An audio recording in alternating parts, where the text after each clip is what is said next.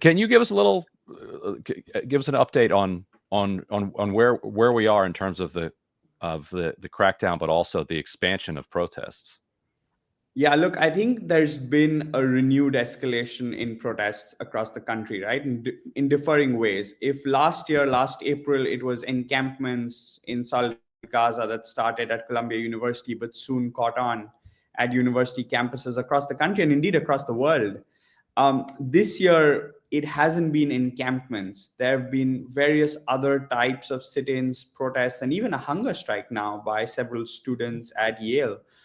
Five members, five students, one alumni, and I believe that just a few minutes ago, a member of the faculty has also just joined in.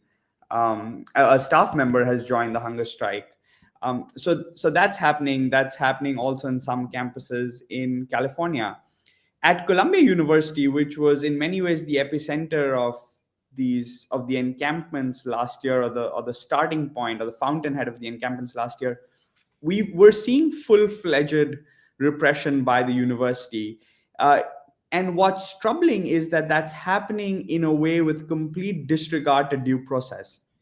So last Wednesday, several around 100 pro-Palestine protesters occupied a reading room of the Butler Library, which is one of the university's biggest libraries.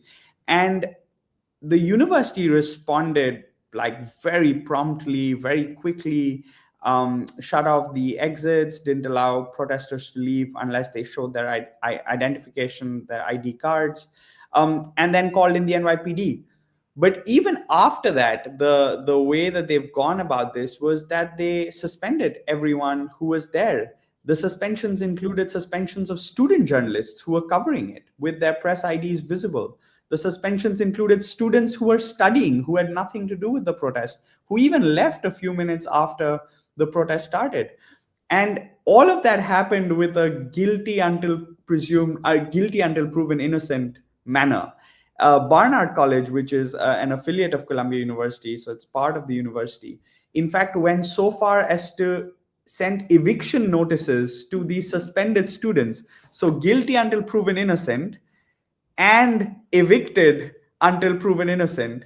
And they were barred from submitting their final assignments. All of this was happening in finals week. So barred from submitting final assignments, taking exams, and given 48 hours to pack up their belongings and leave. And it was only after like some of our reporting, I reported on this with Anna Oakes, and there was some reporting in the Columbia Spectator. And it was only after our reporting that really Barnard was pressured to put a pause on most of these evictions. So the repression has been very, very heavy-handed and sweeping.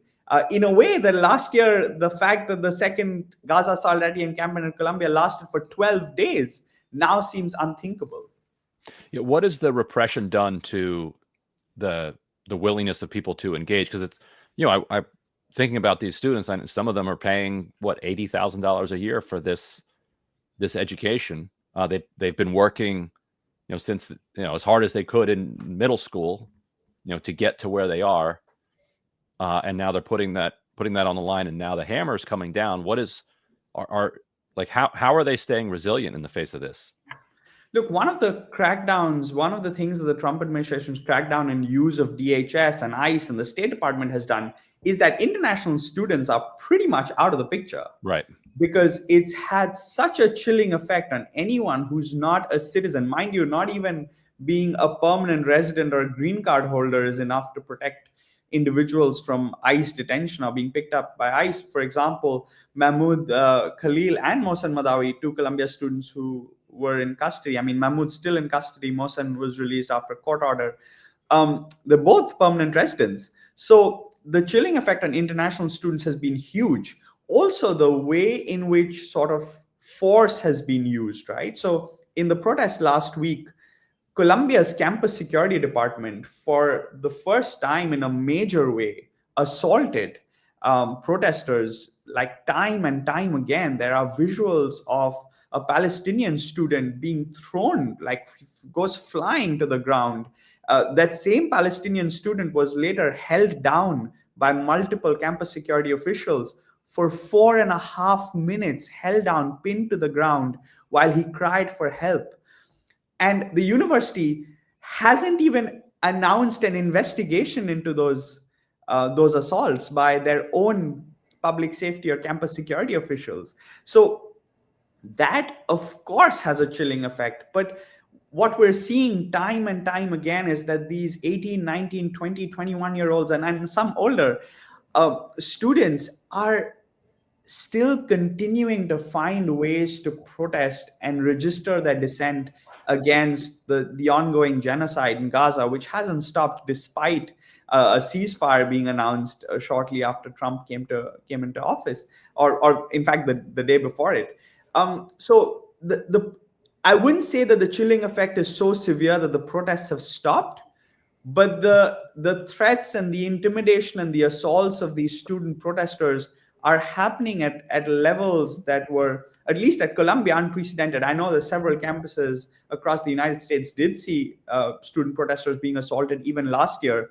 But it seems that the impunity that they've got now to just crack down so brutally, when even the administration is so solidly behind absolute silencing of pro-Palestine advocacy, that these universities also see themselves in a spot of bother. That what if, for example, when the Trump administration threatens Harvard, that they might disallow them from accepting any international students, or even sort of brings into question their tax exempt status. These are real threats that universities are grappling with. And in the face of it, they have students who are conscientious and who want to speak up against a genocide. And really, in a way, the university administration is caught between a rock and a hard place. What they're choosing, however, is repression more often than not. And that is something that can't be got on board with. Violations of due process and the way they're doing it can't be got on board with. I mean, I have friends, my Palestinian friends at Columbia who are in doctoral programs. Some of them teach.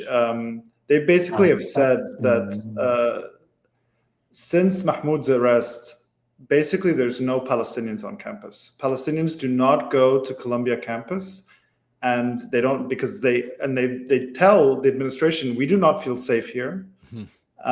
And one of my friends, he manages to teach off campus his class. He continues. I mean,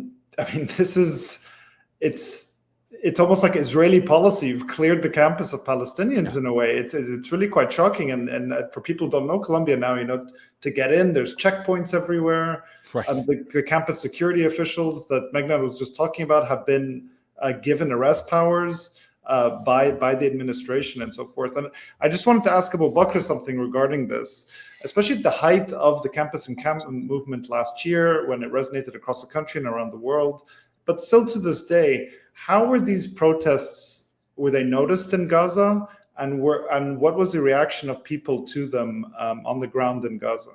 Well, I think it's very interesting what Meghnad really said and what you're saying, but I think those protests mean very much to everyone in Gaza, because I don't think when people are seeing themselves alone and having to suffer this level of barbarity and cruelty by Israel, they can really continue to endure, but they continue to endure because of this kind of support coming up, particularly from the young generations. Gaza is a very, very young community, half of which is children.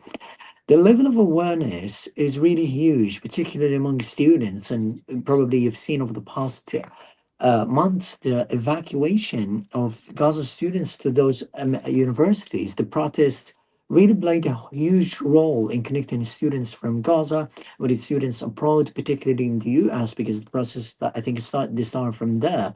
So families know and they follow that, and they're being covered by big media outlets, and they mean so much. When you're seeing the Palestine flag, even here, when I'm seeing the little signs of support in the streets, the flags, everything, it means so much that in the end, some people take care, or some people care about me, some people care about my people, and they're trying to show love in a way, although they can't do so much because their governments are complicit. and their governments are playing a major role in enabling Israel's genocide. I understand that. But for people, they say that this will end. What is happening right now, it will end because the people of their governments themselves, they didn't know, they were fooled by their governments that they were acting or they were advocating for democracy, this kind of nonsense. And of course it's become a matter of fact right now that their governments are corrupt and unfair, and they are just advocating for oppression and subjugation of other countries, particularly marginalized countries. So when we Palestinians, like my friends who keeps talking about them, my family who's very pleased about them, my other friends, the journalists, and we've seen some signs of, some replies from Gaza themselves to Columbia University in particular. We saw one of the groups of children holding a sign, a big sign, thanks to Columbia University for their support. I think it was in June 2024. And this can tell you what it really means, but we need that to continue. And we really appreciate them. Much love to them because, they haven't backed down. Even the war, the genocide stayed for a very long time and it's still ongoing. But those people are now risking their lives, risking their own properties, their own status, just for the sake of supporting Palestine, because they have humanity in their veins and others don't have that. So when you have this group and this community, and these communities are growing, Palestinians know, and I know, and everybody knows, that the subjugation and the level of corruption that we're seeing at the moment, the level of injustice will end, and the better generations that we're seeing right now, fully aware of what is happening in Palestine, in different countries across the globe, like Lebanon, Sudan, and other spots, they will replace this corruption until a better word can be created. I think if I might add to that, because this is commencement week this week and the next across universities around the United States, I just want to say mention a line that Hind Kouddous, the Palestinian journalist in Gaza, had sent a message last year to the counter commencement organized by Columbia University students and faculty. It was called the People's Graduation. And Hind had sent a message, and I want to read out one line from her message. She said, "I saw you protesting, risking your education, and I totally appreciate every single person of you. You gave us hope in a way we never imagined." And there was a room full of Columbia graduates who were graduating that year, wearing blue regalia in their graduation caps and gowns, several of whom were tearing up as they heard Hind Kouddous mention how much the protests at Columbia had meant to people in Gaza, people like Hind herself. It gives us hope. I think that point helps explain the ferocity of the crackdown, because here in the United States, we often might say, these are college students. They're relatively powerless.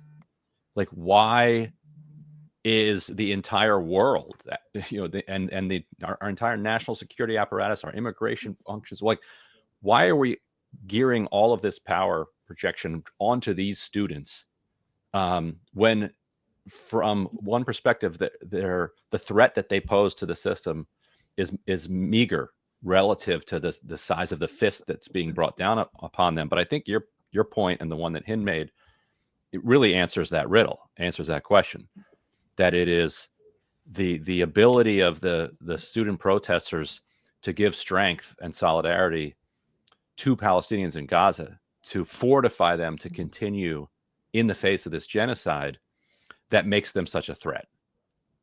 Because you see that in the exceptions to free speech and the First Amendment. Like, in this country currently, you have more freedoms to criticize the US government and the Trump administration, and you'd likely receive less pushback from the Trump administration than if you criticize the Israeli government and the Israeli administration. It's truly a bizarre sort of, like, you see Columbia professors and other university professors criticize the Trump administration day in and day out. I mean, not everyone, but several faculty members. They don't receive as much pushback for that as they do if they speak up against Israel's crimes in Gaza.